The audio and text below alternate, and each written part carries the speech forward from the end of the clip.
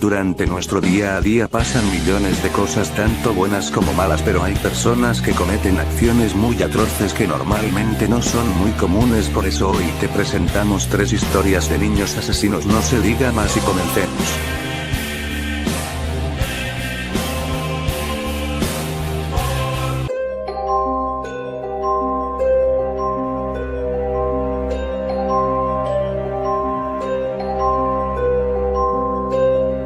De febrero de 1993, cuando 2 niños de 10 años secuestraron al pequeño James Bulger de apenas 2 para, posteriormente, asesinarlo sin piedad. La sociedad británica recibió la noticia con gran conmoción, más aún cuando se reveló la identidad de los asesinos. Se buscaron todas las explicaciones posibles para entender la monstruosidad que Robert Thompson y John Venables acababan de cometer. ¿Problemas familiares? ¿Todo se debía a un juego? Nada evitó que se les condenara a permanecer en prisión hasta la mayoría de edad. Sin embargo, una vez cumplida la pena, se desató de nuevo la polémica. ¿Quién podía asegurar a los ciudadanos que ya no eran un riesgo para la sociedad? Robert Thompson y John Venables se unieron en la infancia a raíz de los problemas familiares que vivían por separado. Ambos encontraron en el otro la comprensión y el respaldo que necesitaban. Los dos nacieron en la ciudad inglesa de Liverpool. John lo hizo el 13 de agosto de 1982, y Robert, 10 días más tarde. De nuevo tenían algo en común. La vida de los 2 niños era un drama real: violencia familiar, hermanos con problemas de aprendizaje, adicciones al alcohol, abandonos y divorcios eran comunes en las vidas de ambos. Sufrieron maltrato físico y psicológico por parte de sus progenitores y, cuando se conocieron, estaban aislados del mundo. Era como si hubiesen aprendido a desconectarse emocionalmente. Además, su rutina escolar era imposible. No destacaron por ser buenos estudiantes y faltaban continuamente a clase, lo que les llevó a coleccionar un buen número de amonestaciones. Esto, unido al acoso escolar que sufrían, les llevó a hacerse inseparables. Un detalle que cabe destacar es que días antes del asesinato estuvieron viendo la tercera parte de la película Chucky, el muñeco diabólico. Como se supo durante el interrogatorio, esta supuestamente les sirvió de inspiración para cometer el asesinato. De hecho, ya lo habían intentado con otro pequeño días antes, pero la madre llegó a tiempo. Sin embargo, la segunda vez no fallaron. El 12 de febrero de 1993 fue el día elegido.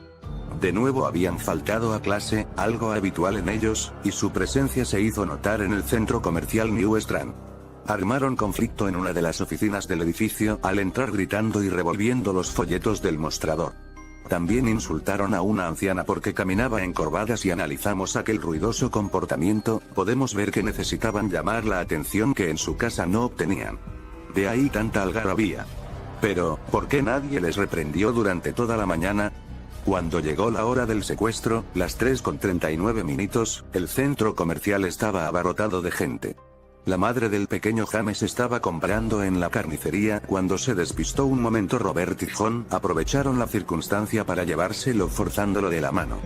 En las imágenes de las cámaras de seguridad se observa claramente cómo James no opone resistencia alguna y cómo los 2 asesinos pasean felices por el pasillo.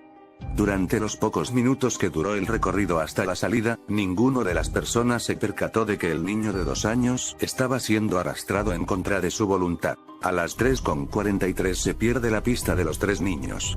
Ante la desaparición de su hijo, su madre alerta a seguridad.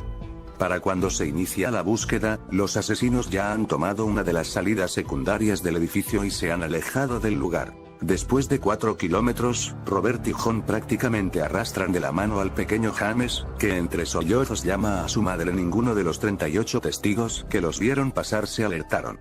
Ni siquiera los que advirtieron que el más pequeño tenía heridas en la cara. Lo zarandeaban, autándolo hasta la altura de sus cabezas, explicó una de las mujeres que se encontró con ellos. Me pareció que el más pequeño quería huir, explicó otro testigo. A pesar de las claras evidencias, nadie socorrió a James. La larga caminata acabó en un descampado junto a una vía del tren, en la zona de Walton. Lo primero que hicieron con James fue pintarle el cuerpo de verde para después comenzar a maltratarlo físicamente. Le lanzaron varias piedras que habían cerca de las vías del tren, y lo golpearon en repetidas ocasiones con una barra de metal. Robert empezó a patearle. Uno de los golpes fue tan fuerte que le dejó marcada la cara. La agonía parecía no tener fin. Continuaron pisoteándole las manos y los dedos hasta rompérselos, lo desnudaron y abusaron sexualmente de él, introduciéndole pilas por el ano. Finalmente, acabaron saltando sobre el estómago y el pecho hasta reventar el vientre. Una vez muerto, colocaron su cadáver sobre las vías del tren para que lo atropellase. Querían simular que todo había sido un accidente. Cuando terminaron su cruel asesinato, regresaron a sus casas, riéndose y bromeando sobre lo que acababan de hacer. Entretanto, la búsqueda de James había paralizado la ciudad. Todo el mundo estaba ayudando a encontrar al pequeño de 2 años, sin saber todavía que ya había sido brutalmente asesinado. Durante la investigación se revisaron las cintas de seguridad y las autoridades empezaron a entender qué había ocurrido. Los secuestradores eran 2 niños. 4 días más tarde se encontró el cadáver de James cortado por la mitad y, tras una ardua batida, dieron con los 2 criminales gracias al testimonio de una mujer que había visto las imágenes por televisión. Cuando se dio a conocer la noticia, la opinión pública protestó enfurecida, reclamaban justicia aunque fueran menores de edad. Se procedió a la detención de Robert y John, que fueron juzgados como adultos a petición expresa del gobierno. Durante la vista judicial, los asesinos mantuvieron una actitud impasible. Mientras los especialistas reconstruían los hechos, los niños no mostraban empatía y arrepentimiento. Parecía que aquello no iba con ellos. Juzgados como adultos, el detective Phil Roberts, del equipo de delitos graves, llevó el caso del asesinato de James Burton. Y cuando se percataron de quienes habían cometido tal atrocidad, el agente aseguró que aquel día miré el mal a la cara. Creo que Thompson llevaba las riendas, pero que ambos atacaron a James, sostuvo. Ese día salieron a matar. Así lo creo realmente. Y si no les hubiésemos atrapado, me temo que habrían actuado de nuevo. Porque son puro maldad. Aparte de testimonios como el de Roberts, se examinaron todas las pruebas, incluido el vídeo de las cámaras de seguridad.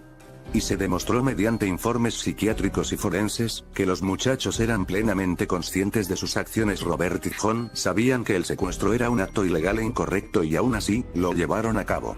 Y no solo eso, sino que terminaron su hazaña perpetrando el terrible crimen que causaría la muerte del pequeño James. Finalmente el tribunal les condenó como adultos. El asesinato de James Bulger fue un acto de inigualable maldad y barbarie, fue lo que el magistrado Morland dijo a los acusados. La pena que se les impuso: permanecer en la cárcel hasta la mayoría de edad.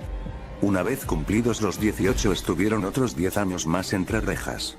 Sin embargo, la madre de James, Denise Fergus, no estuvo de acuerdo con esta decisión.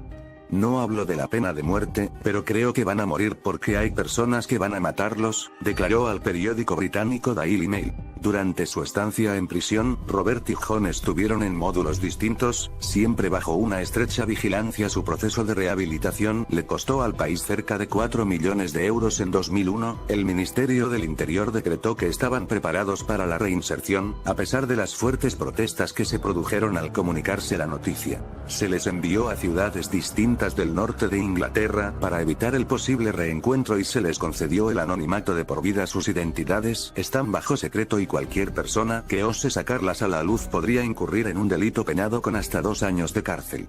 La sentencia también recogía que John y Robert tenían prohibido acercarse a la localidad donde cometieron el asesinato, ponerse en contacto con la familia de James o cometer cualquier otro delito. Cada minuto que pase, deberán vigilar sus espaldas. Denise Fergus, madre de James Bulger, la madre de James, indignada ante la puesta en libertad de los asesinos de su hijo, explicó al citado diario inglés: cada minuto que pase, deberán vigilar sus espaldas. Aunque se vayan a vivir en el infierno, nunca podrán estar tranquilos. Mientras que de Robert jamás se supo nada más. El 3 de marzo de 2010 John volvió a ser detenido. Consumía drogas y alcohol, era un adicto a la pornografía infantil. Tras cumplir una condena de 24 meses, fue liberado en septiembre de 2013. Pero el pasado mes de febrero de 2018, John volvió a violar su libertad condicional al tener en su posesión más de 1170 imágenes de pornografía infantil y el llamado manual para pedófilos. La justicia británica lo condenó a 3 años y 4 meses de prisión. Ahora cuenta con 35 años y tiene planes de boda con su novia.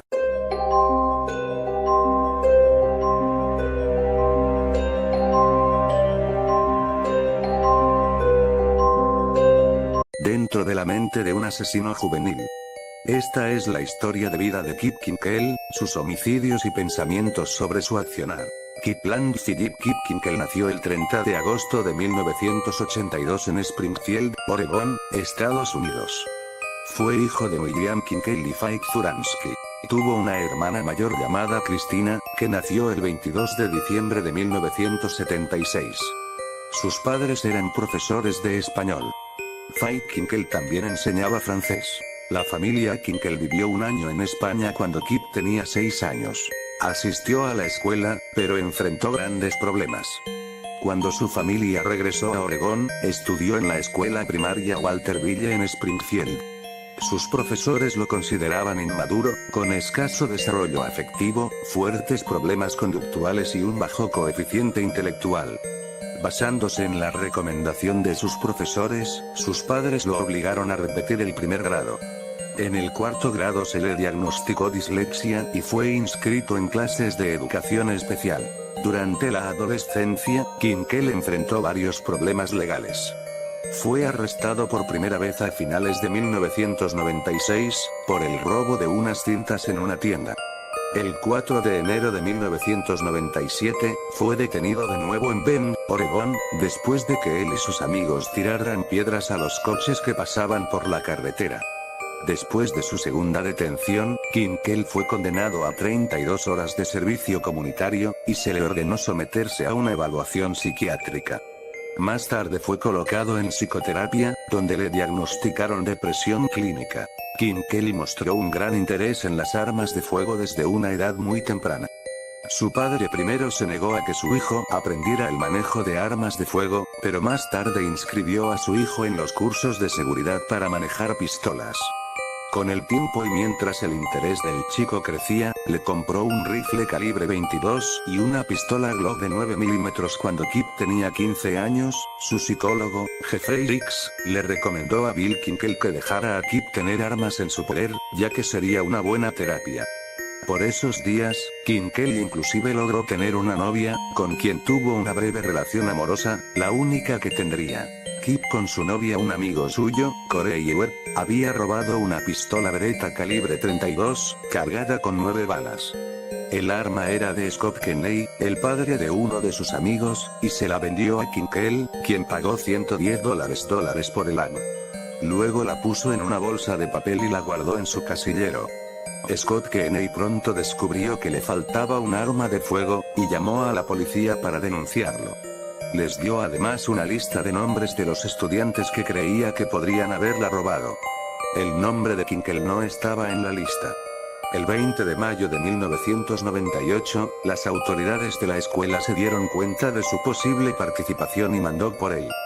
Cuando fue interrogado, respondió: "Miren, voy a ser sincero con ustedes. El arma está en mi armario". Kinkel fue expulsado de la Thurston High School, y él y su amigo Emmett fueron detenidos. Tras ser dejado libre bajo fianza, regresó a su casa. Esa misma tarde, su padre le dijo que sería enviado a un internado si no cambiaba su actitud. A las 3:30, Kinkel tomó del armario su rifle Ruger semiautomático, lo cargó y se dirigió a la cocina, donde le disparó a su padre en la parte posterior de la cabeza. Luego esperó a que su madre volviera a casa. Cuando llegó y se dirigió hasta las escaleras desde el garaje de la planta baja, alrededor de las 6 del día, Kinkel le dijo "te quiero, mamá", y le disparó en repetidas ocasiones. 3 veces en la cara, 2 veces en la parte posterior de la cabeza y 1 vez en el corazón. Kinkel arrastró el cuerpo de su madre desde la parte inferior de la escalera y la puso junto al cuerpo de su padre, en el piso del baño. Colocó una sábana blanca sobre cada uno de los cuerpos y cerró la puerta. Poco después recibió la llamada telefónica de un amigo, con quien conversó durante más de 1 hora con aparente tranquilidad. Luego se preparó un tazón de cereal con leche y leyó el periódico. Durante esa noche, reprodujo en varias ocasiones la canción Liebesto de la banda sonora de la película Romeo más Julieta. La canción seguiría sonando, una y otra vez, durante horas enteras. Kip cargó su pistola y dejó escrita una extraña nota en su casa: "Acabo de matar a mis padres. No sé qué está pasando. Amo a papá y a mamá tanto, acabo de conseguir 2 crímenes para mi expediente. Ellos no se merecían eso, lo que he hecho los destruiría, la vergüenza sería demasiado para ellos, no podrían soportarlo. Estoy tan apenado. Soy un hijo horrible. Deseo que me hubieran abortado. Destruyo todo lo que toco. Era gente maravillosa. Es una maldición de Dios, estas voces dentro de mi cabeza. Deseo morir, debo irme pero tengo que matar a gente, no sé por qué. Tengo tanto pesar. ¿Por qué permitió Dios que yo hiciera eso? Nunca he sido feliz. Yo solo quería ser feliz. Quería que mi madre estuviera orgullosa de mí. No soy nada. Intenté con dificultad encontrar la felicidad. Pero lo odio todo. No tengo ninguna otra opción. ¿Qué he hecho? Tengo tanto pesar. Estoy solo, siempre me encuentro solo. Sé que tengo que ser feliz con lo que tengo pero odio vivir.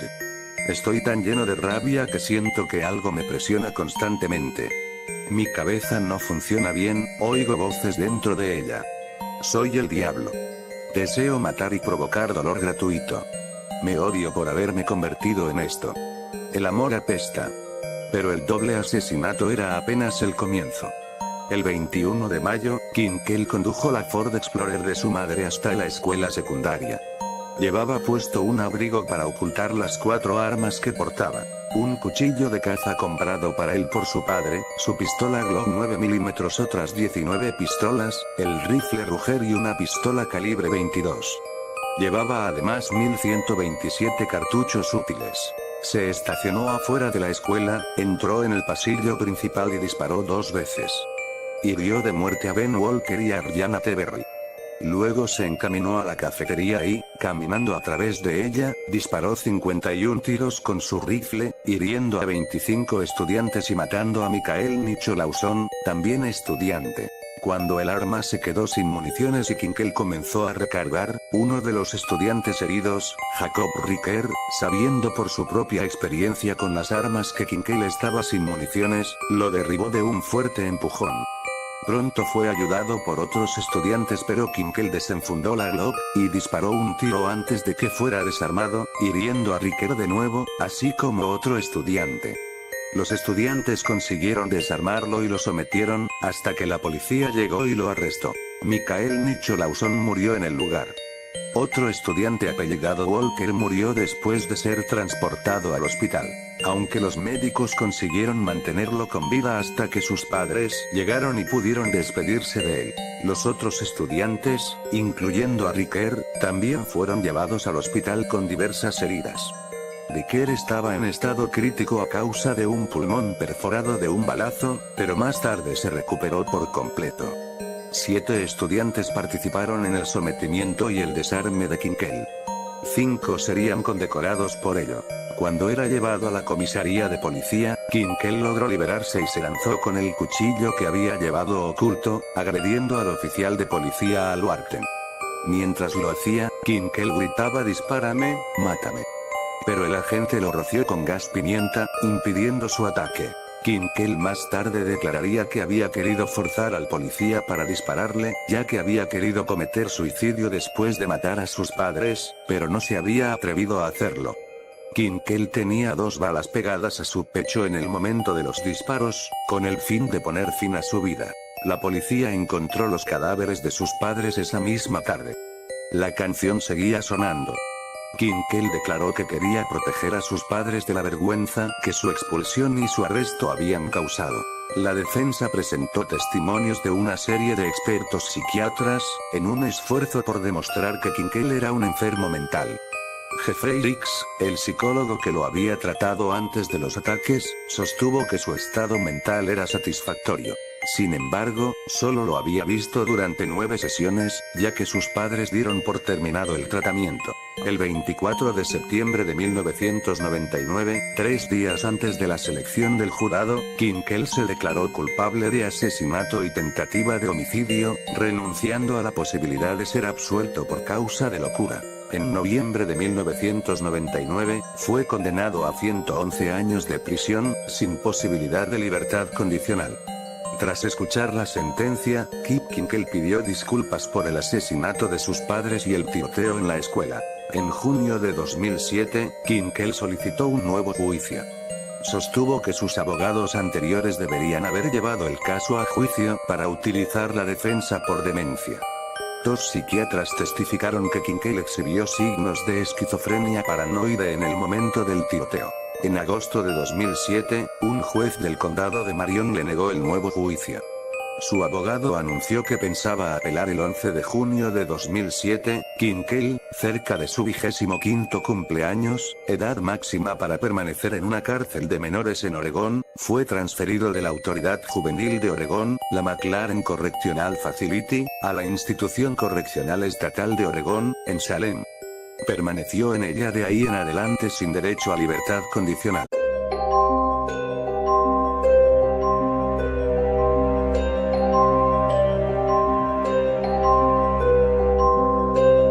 Dos cuerpos teñidos de sangre aparecieron en el bosque a algunos cuantos metros detrás de la iglesia bautista de Clarendon, el templo que el segregacionismo había designado únicamente para blancos.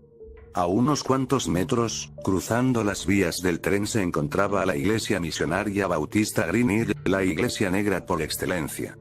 Unos minutos antes, un chico de 14 años cruzaba la calle acompañado de sus hermanas, sin entender a cabalidad por qué no podía cruzar más allá de las vías. Ese fue el crimen que llevó a George Stinney a un trágico final. La edad y procedencia de las víctimas convirtió al crimen en un asunto de estado. Se trataba de Betty June Winiker y Mary Emma Thames, de 8 y 11 años respectivamente.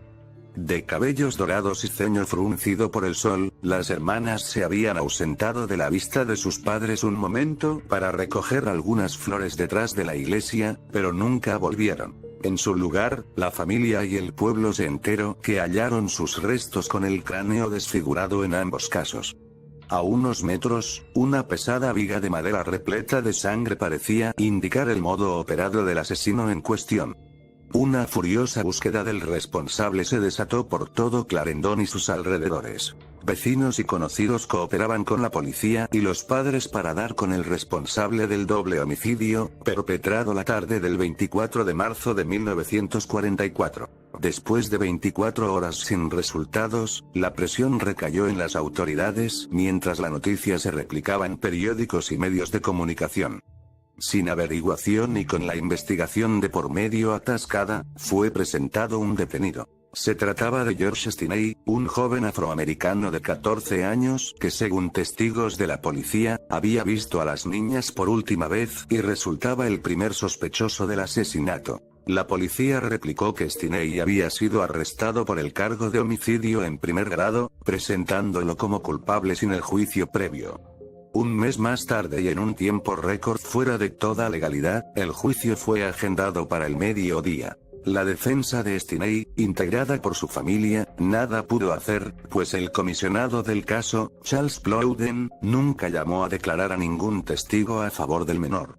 Sus hermanas insistían en que George pasó la tarde del crimen en casa. Sin embargo, la declaración de la policía, la única que fue tomada en cuenta como un testimonio fidedigno, guió el caso hacia su dramático derrotero. 5 largas horas se esfumaron cuando la audiencia salió de la sala para permitir al jurado, integrado por una docena de hombres blancos, deliberar.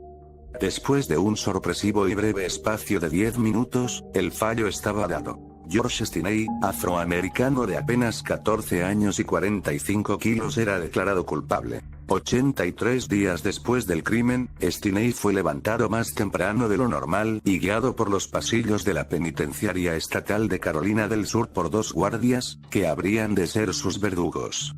En silencio, los 3 entraron a la sala y dieron a George la instrucción de subir a la silla. El menor escaló para sentarse mientras una lágrima muda escurría por su mejilla. Los oficiales intentaron ajustar uno a uno los cinturones de piel a la humanidad del menor para proceder a colocar los electrodos. Sin embargo, Stinney no tenía la altura necesaria para que su cabeza hiciera contacto con los electrodos. Después de apilar algunos libros sobre el asiento para que el 1,55 de estatura de George empatara con el instrumento de tortura, los cinturones fueron ajustados e inició el suplicio. Al cabo de unos minutos, el cuerpo de Stinney ardiendo en la silla, con quemaduras de diversos grados producto del choque eléctrico. Segundos después, el chico de 14 años había muerto. George se convertía en la persona más joven en ser condenada a la silla eléctrica en el siglo XX en los Estados Unidos y al mismo tiempo, en un caso inédito que dotó de fuerza al movimiento por los derechos civiles para luchar por la igualdad y el fin de la segregación racial. 70 años después, el 17 de diciembre de 2014, y bajo la presión de la familia de Stinney, el caso fue reabierto y el sinfín de inconsistencias del proceso judicial salieron a la luz. No solo eso. Después de analizar la viga de madera con la que fueron golpeadas las niñas de un peso aproximado de 20 kilos, se declaró la imposibilidad de George para manipular tal objeto con la fuerza necesaria para causar ese daño en las menores. Stinney encontró justicia mucho después de su trágica muerte, impulsada por la segregación, el racismo y la intolerancia, estigmas que hoy como hace 70 años vuelven a mostrar peligrosamente el lado más conservador y decadente del país más poderoso del mundo.